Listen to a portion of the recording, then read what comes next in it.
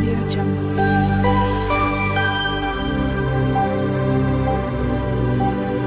Audio Jungle. Hello everyone, જય શ્રી કૃષ્ણ. મારી ચેનલમાં તમારું સ્વાગત છે. તો આજે હું ચટપટું મસાલેદાર રેસ્ટોરન્ટ સ્ટાઇલ છોલે ભટૂરેની રેસીપી શેર કરવાની છું અને સાથે સાથે ભટૂરે બનાવવાની પણ એકદમ સરળ રેસીપી શેર કરવાની છું, જેથી તમારા ભટૂરે ફૂલેલા અને એકદમ નરમ અને સોફ્ટ એકદમ તરત જ તૂટી જાય એવા બનશે.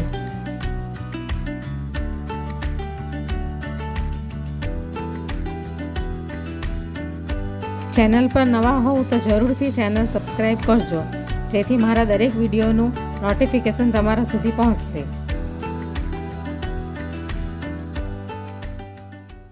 આજે હું છોલે ભટૂરેની રેસીપી શેર કરવાની છું, જે રેસ્ટોરન્ટમાં મળે છે ને એ ટાઈપની. તો એના માટે મેં આ 250 ગ્રામ જેટલા કાબુલી ચણા લઈ લીધા છે, જેને મેં ઓવરનાઇટ પલાળીને રાખ્યા હતા. તો હવે આપણે એને, અને જો સરસ પલળી પણ ગયા છે, હવે આપણે એને બોઇલ કરવા માટે અને 2-3 પાણીથી પહેલાં મેં એને ધોઈ લીધા છે.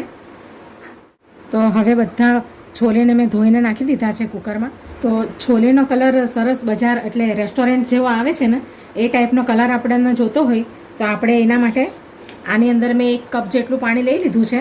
એની અંદર આપણે આ ચાની ભૂકી નાખીશું. આપણે છોલેની અંદર જે કલર આવે છે ને સારો કલર, એ કલર લાવવા માટે આપણે પહેલાં આ ચાની ભૂકીને ઉકાળી લઈશું અને પછી એને ગાળીને અંદર નાખીશું. તમારે પોટલીની અંદર બાંધીને નાખવી હોય ચાની ભૂકી તો એમ પણ તમે કરી શકો. તો હવે આપણે આ ચાની ભૂકીનું પાણી તૈયાર કરી લીધું છે. તો હવે આપણે આ છોલેની અંદર નાખી દઈશું એને. તમારે પોટલી વાળીને નાખવું હોય કોટનના કપડામાં તો એ બી તમે કરી શકો, પણ આ ઇઝી સ્ટેપ છે એટલે આ આવી રીતે કરવાનું. હવે આપણે એની અંદર પાણી રેડીશું બાફવા માટે.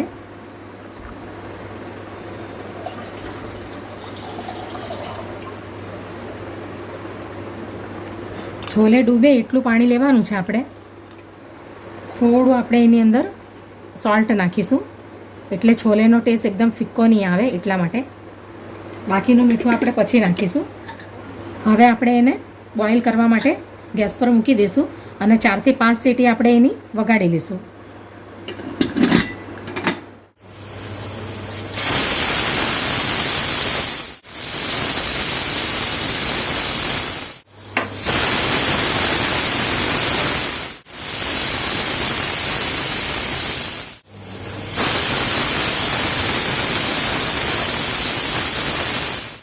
હવે આપણે છોલેની અંદર નાખવા માટેની ગ્રેવી તૈયાર કરી લઈશું. તો એના માટે મેં આ એક મોટો કાંદો લીધો છે, 2 ટામેટાં લીધા છે, આદું લીધું છે અને 2 નંગ મરચાં લીધા છે.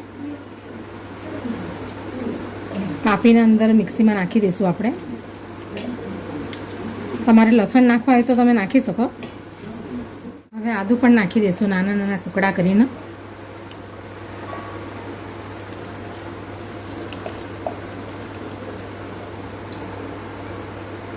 મરચાં બી નાખી દઈશું અને ટામેટાં પણ.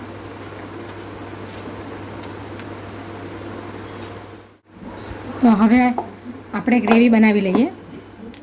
તો હવે આપણી ગ્રેવી પણ તૈયાર છે.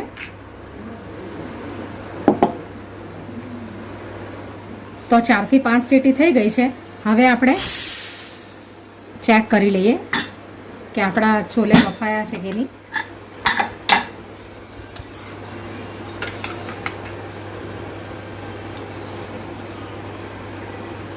બફાઈ ગયા છે. આવી રીતે તમને બતાવું.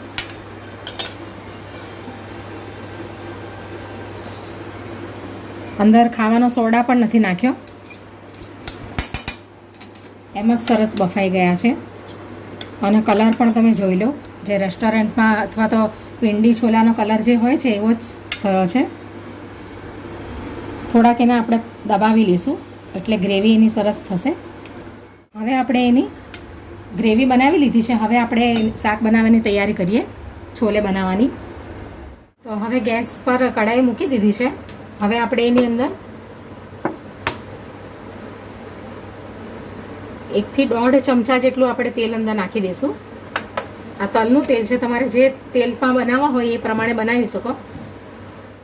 હવે આ આખો મસાલો છે, તો 1 ચમચી મેં જીરું લઈ લીધું છે, 2 સ્ટાર એનસ છે, અને 7-8 મરી છે કાળા, અને આ તજના ટુકડા છે, અને 3 લવિંગ છે, અને આ 2 તજના પત્તા, તજપત્તા. તો હવે આપણે આ બધું નાખી દઈશું અંદર, એનો વઘાર કરીશું.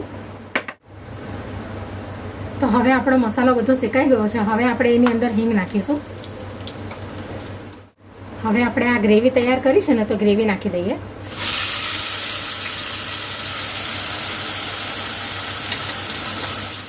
બરાબર મિક્સ કરી લઈશું. હવે આપણે એની અંદર 1 ચમચી મીઠું નાખીશું.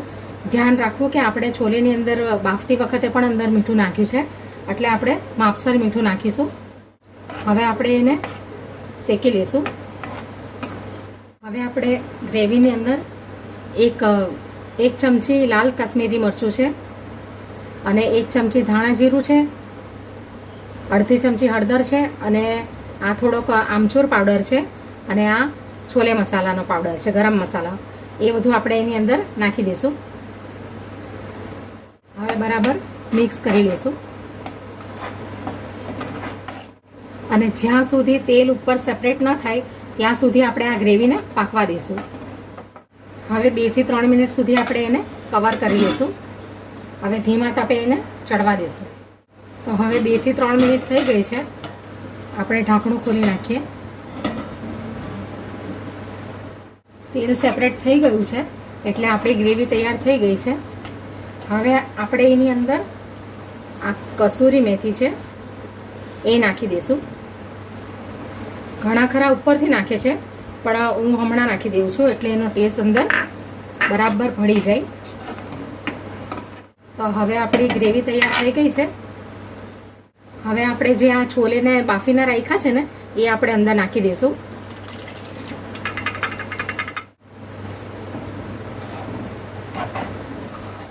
હવે આપણે એને બરાબર મિક્સ કરી લઈશું. પછી 4 થી 5 મિનિટ આપણે એને રવા દઈશું આવી રીતે ધીમા તાપે. ફરીથી આપણે એને ઢાંકી દઈશું. હવે 4 થી 5 મિનિટ થઈ ગઈ છે. હવે આપણે ચેક કરી લઈએ.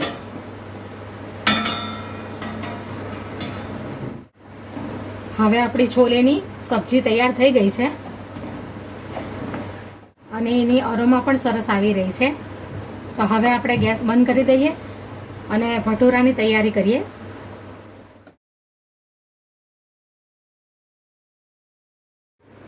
તો હવે આપણે ભટુરાનો ડો તૈયાર કરી લઈએ. તો એના માટે મેં આ 250 ગ્રામ જેટલો મેંદાનો લોટ લઈ લીધો છે, અને એની અંદર નાખવા માટે આ સોલ્ટ છે અડધી ચમચી, એટલે સ્વાદ અનુસાર, અને આ બેકિંગ સોડા છે, અને આ અડધી ચમચી ખાંડ છે. આ ખાંડ નાખવાનો એ ફાયદો છે કે એનો ભટુરાનો જે ઉપરનો બ્રાઉન કલર આવે છે ને, એ આ ખાંડથી આવે છે, એટલા માટે ખાંડ નાખવામાં આવે છે. તો હવે આપણે આ નાખી દઈશું અંદર. આ ખાટું દહીં છે, 3 ચમચા જેટલું આપણે અંદર નાખી દઈશું. હવે આ તેલ છે, તો 1 ચમચા જેટલું તેલ નાખી દઈશું અંદર. હવે આપણે એને મિક્સ કરી લઈશું, અને જરૂરિયાત હિસાબ પ્રમાણે જ આપણે અંદર પાણી એડ કરવાનું છે, એટલે સોફ્ટ આનો ડો સોફ્ટ કરવાનો છે. આવી રીતે પહેલાં મિક્સ કરી લેવાનું.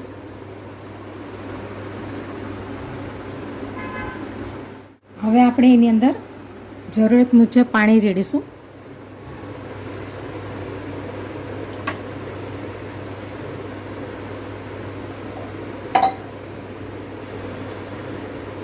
અને ભટુરાનો ડો આપણે નરમ બનાવવાનો છે.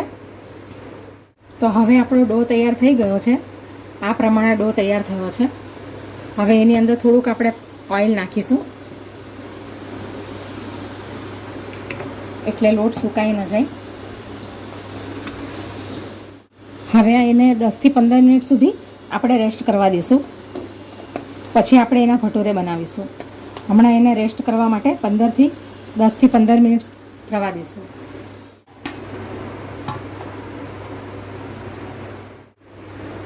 તો હવે 15 મિનિટ થઈ ગઈ છે.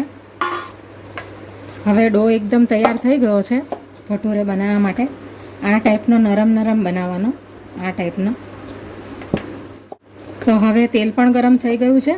હવે આપણે ભટુરે બનાવી લઈએ. અને આ ભટુરે આપણે બરાબર ગરમ તેલમાં જ બનાવીશું, ફાસ્ટ ફ્લેમ પર. તો હવે આપણે ચાલુ કરીએ ભટુરા બનાવવાનું.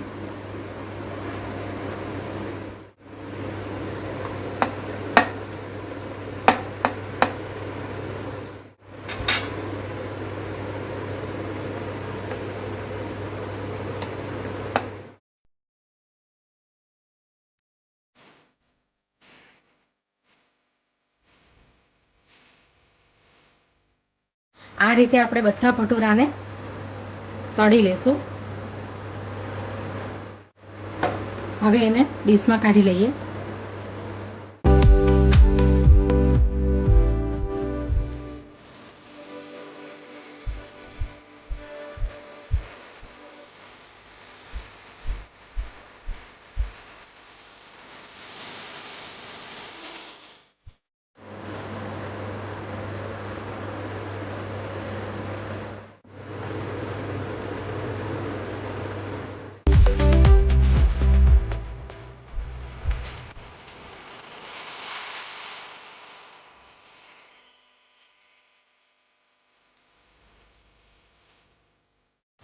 તો આવી રીતે આપણે બધા ભટુરા ફ્રાય કરી લેવાના, લંબગોળ અથવા તો રાઉન્ડ શેપમાં.